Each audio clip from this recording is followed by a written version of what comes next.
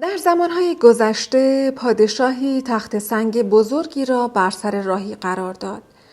سپس خودش را مخفی کرد تا ببیند چه کسی آن را برمی‌دارد. تعدادی از تاجران ثروتمند و درباریان شاه از راه رسیدند و بدون توجه از کنار آن رد شدند. بسیاری هم پادشاه را به خاطر اینکه جاده‌ها را برای تردد مناسب نکرده با صدای بلند سرزنش کردند. اما هیچ کدام از آنها برای جابجا کردن تخت سنگ و بردن آن به کنار جاده کاری نکرد.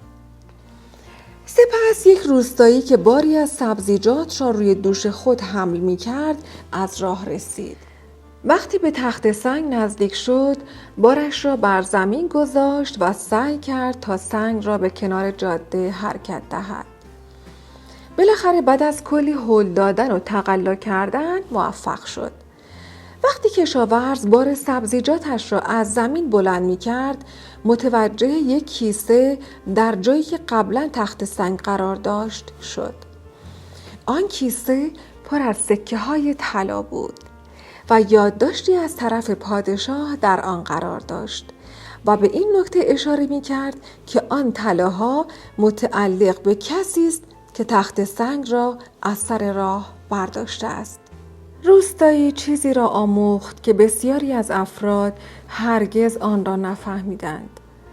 هر مانع فرصتی است برای بهبود شرایط. قصه ما به سر رسید، کلاغه به خونش نرسید.